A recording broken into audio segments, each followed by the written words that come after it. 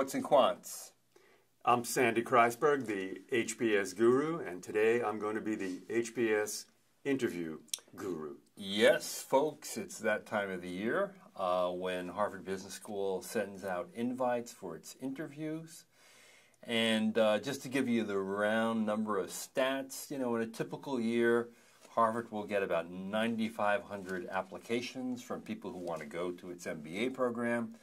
Out of that 9,500 pool, Harvard typically interviews about 1,900 candidates.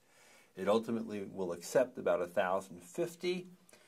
So that's about a 55% success rate once you get the invite. Of course, the big question is, how well can you do? And that's what we'll talk to you, Sandy, about today. I mean, what's the biggest reason why people flunk the Harvard Business School interview? They get lost and they talk too much. It's pretty simple. They ask a simple question like, why did you go to Cornell? And it throws you for a loop, and you start talking about growing up, and then you start talking about what your interest was in high school, and you talk about your gym teacher.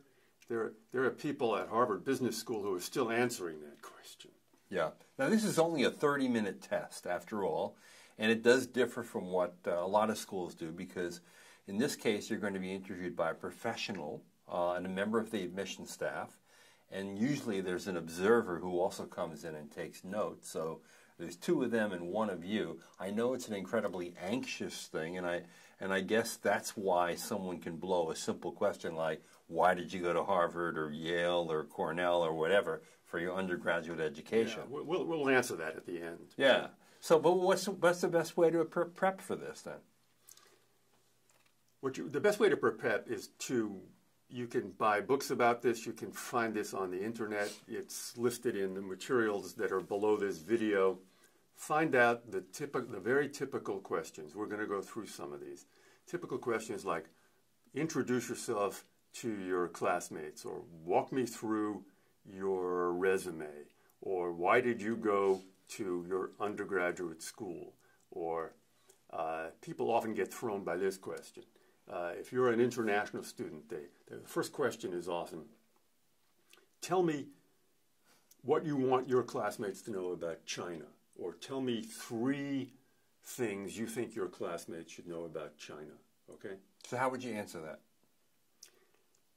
People who are from, I actually had a mock interview with somebody last night, and I said, tell me what people should know about China, and this person gave me this elaborate, intricate thing. You want to start macro. For one thing, if you want to do business in China, you have to be prepared to work with the government. It's very important. The second thing is that the climate in China now is open towards business, and they're open towards these types of businesses, and you could tick off 1 or 2. Right. But you will need a local partner, okay? Mm-hmm. And the third thing you should know about China is that if you plan to go to Beijing, it's very full of carbon fumes and pollution. So be prepared for that. Okay, now those answers strike me as incredibly obvious. Yes, they are. And it's okay to be obvious, in other words. No one ever flunked an interview for being obvious. If this is an important point. What you've done is you've answered the question. You've told them 3 things about China. Right. If they want to know more, they might say, that's interesting. That point you made about you need a local partner. How do you get such a partner? Okay? Right. The caravan has moved on. You're no longer talking about what do you want to know about China. You're talking about something else. Don't judge your response by how an independent analyst would say, that gave me a lot of valuable information about China. That's not what's going on. What's going on is that you have convinced them that you can answer a spontaneous question with simplicity without getting lost. Right. And so just being articulate, clear, somewhat linear is going to be really helpful. Yes. Right. That's right. Like even the most standard of all the interview questions that anyone gets at any business school, not only Harvard, walk me through your resume. Is there a way to do that effectively? without being just boring and bland. Yeah, and repeating what's on the paper. Yeah, this is something you should prepare for. You should have a shtick about this. You could go, happy to do that. There's 3 parts to my resume. There's my current work experience in high tech. There's my education and my graduate degree. And then there's my upbringing in wherever I came from. Right now, what I'd like to focus on is that I work for High Tech Co. In a role that's a little bit of management and a little bit of technical stuff. And I supervise 3 or 4 people. I'm happy to go through some of the line items with you if you're interested in.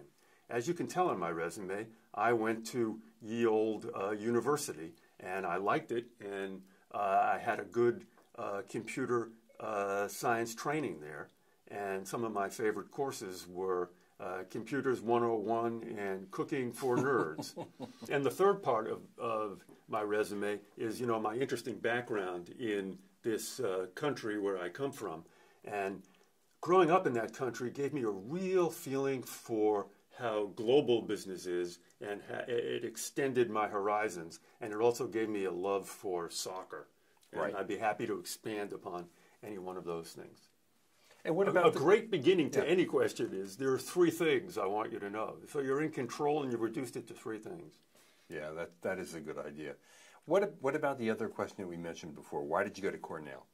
Because that's also a very typical question. Let's make it harder, okay? Yeah. Let's say you went to Harvard College. And the question is, and they asked this question, how come you went to Harvard College? You're tempted to say, it's the best university in the world. Hey, lady, duh. Like, I went to a high school in Long Island, and people are fighting to get into Harvard College. And by dint of working for hours and hours and hours to get a high GMAT score and kissing a lot of butt to get a high GPA, I got into Harvard, and everybody was happy, and that's why I went, okay? Okay, and that's Is that a good answer? And that's the truth, but you can't say it. Correct. What do you say? Because when I was in high school, I was very interested in a liberal arts education. I wasn't sure what I wanted to do. I had pretty good performance in high school, and I was interested in staying in the Northeast. My guidance counselor said, you should think about these near Ivy schools, and it's possible you should visit them and see which ones you like. I visited Harvard College, and I was very impressed. I went to a class about a history course, and I was very impressed with the professor. I was very impressed with the interactivity. And then a friend of mine, the year ahead of me, was at Harvard College, and I stayed overnight with that friend, and I got to experience the house life, and I got to meet his friends, and they were very exciting and very international. And for those reasons, I came back from that weekend. I was really sold on wanting to go to Harvard College. You convinced me. How's that, John? Okay, not even my BS meter went off on that. Yeah. Okay, another common question is, what are you doing at work lately? How do you answer that? Don't get lost. You go, well, as you know, I work for the Acme Computer Company, and we're in a very difficult phase now. We're between projects. And this is always stressful because you have to be a little bit innovative and you have to go from production mode to sales mode. So right now, I'm both trying to sell ideas to people above me at Acme, and I've also gotten involved in client support. So this is a new function for me. I'm trying to actually sell product to clients. Right. Interesting. Okay, now there are oddball questions. I know that they are not in the majority, and some candidates may never even get a single oddball question, right? That's and I know that's why they're oddball. And you advise people not to focus on that because it can throw you off from the basics, right? Don't focus on preparing for oddball questions because you'll create this echo chamber inside your head where you think that performing well on the interview involves answering these little sneaky, tricky questions, and that the interview is going to be some process where they're going to ask you increasingly difficult, this is like a game show, oddball questions. That's not the way it works. So that's the trouble with preparing for these oddball questions. Like, what will you never be good at? Sandy, I can't imagine. For me, that's easy. You know, I'll never be good at music. How about basketball? That too, but music is less shameful an admission. So how do you answer a question like that, though? You pick something down to earth. Sometimes your answer should be obvious. Don't avoid the obvious. If they said, you know, something I'll never be good at, you know, I'm not particularly gifted musically, so I'll never be a good violinist. I'll never even be a bad violinist. You know, I can barely hold a violin without, you know, it's almost damaging it. Yeah, it's almost as if the answer doesn't matter as much as just an articulate, thoughtful response. That's correct. Right. So what do you want to keep doing, Okay, start doing, stop doing? This is a famous question by one or two Harvard interviewers.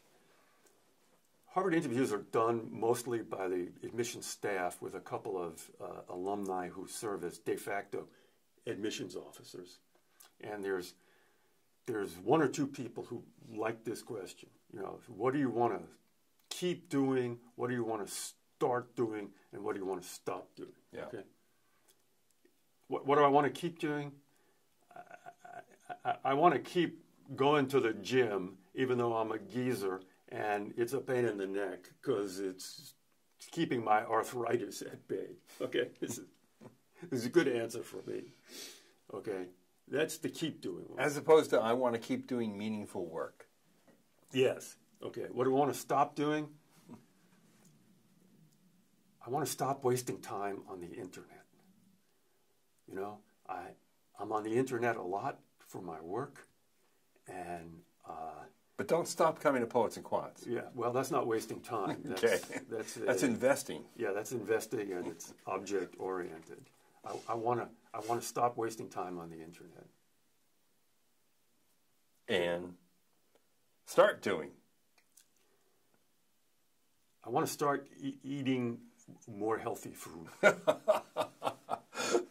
You might say, why aren't you doing that? Okay, here's one I really love. Yes. Introduce yourself to God. End with this. Introduce yourself to God. Let's pretend you're God. Okay. Well, that's an oddball question. So we're ending on a high note here. I mean, okay, and do we need to know how you need to dress, how you need to act overall, beyond saying you need to present a professional appearance, right? The instructions that you get on a Harvard interview is that it's business formal, scary. So you wear a jacket and tie if you're a man. I hope so. I don't know if that's black tie, but yeah. Right. You could get away with, that means necktie, okay? Believe me, they're not going to punish you if you wear a blazer and nice gray pants and a necktie. And I'm no expert on this for women, but whatever the equivalent is. Now, the unofficial guide to the interview by the Harvard staff, which is a student newspaper at Harvard Business School, says women should not wear any low-cut blouses. Women should wear gray and neutral colors. Why not? Their skirts should be at least at the knee. Sounds right Their to me. heels should be lower than 3 inches. No bling. And no perfume. Yeah, well, that's good advice. You too. agree with that? Yeah. Let me tell you something. Don't try and score points with your clothing.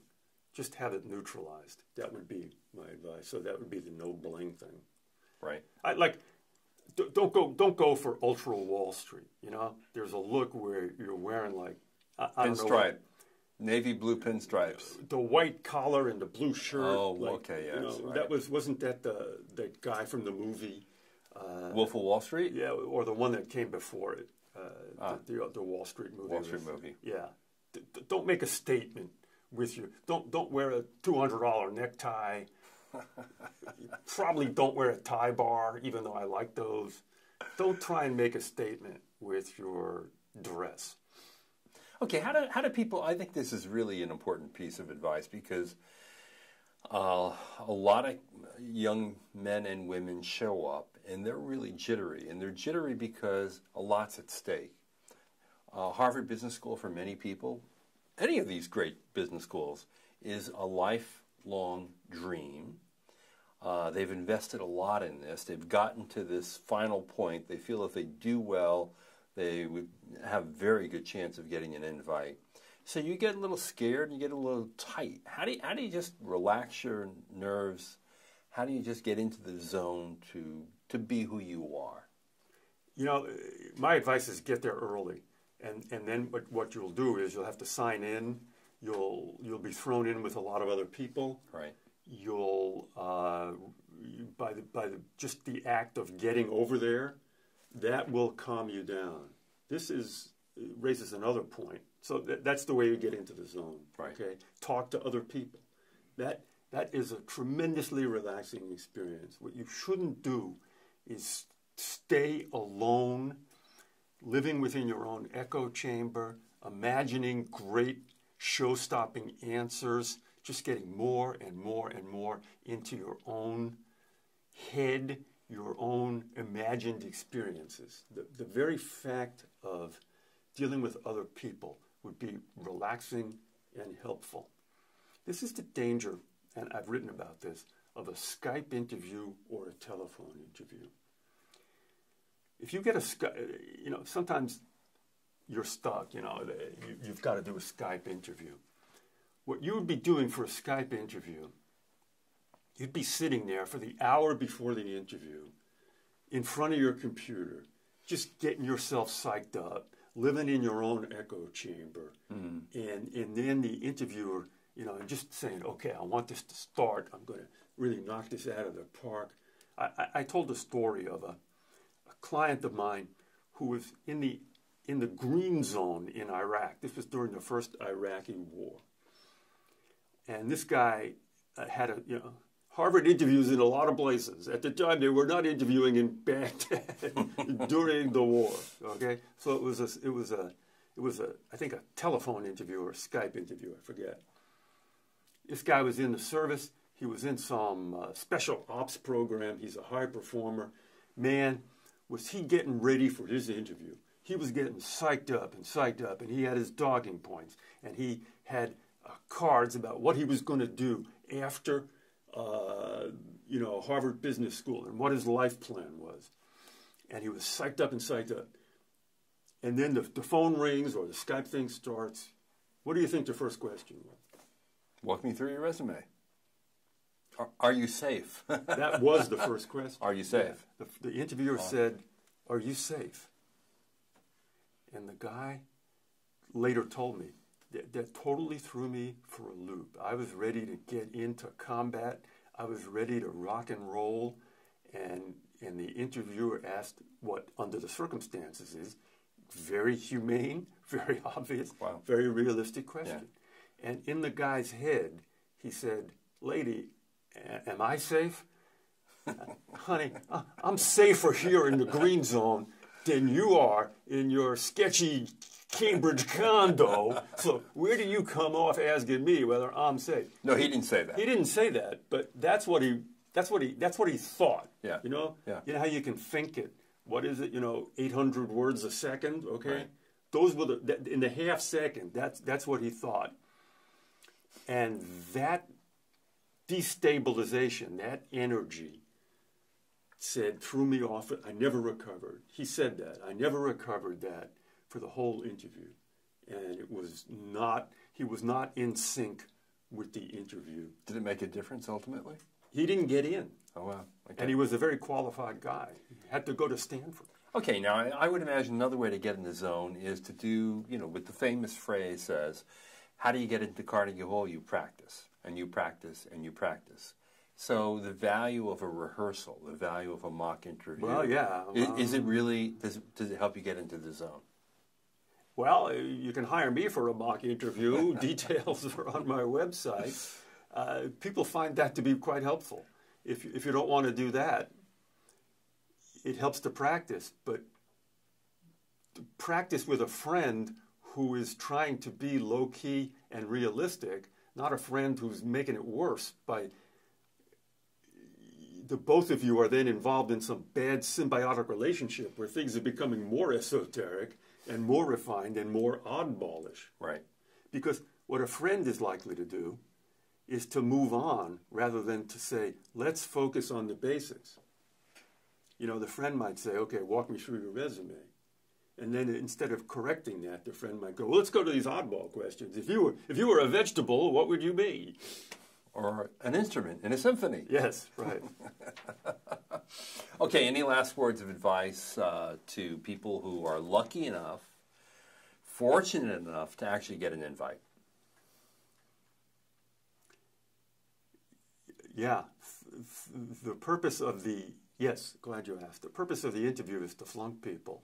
It's not to find, it's not like you're auditioning for a symphony orchestra. You know, you've seen these things where symphony orchestra, they're auditioning 5 maestros who play the violin, and each one of these 5 people are terrifically talented, and what's going to separate out the 5 people is some very tiny difference in skill or tone or you know, musicality. Right. That's not what's going on, even though that's the way a lot of people model it.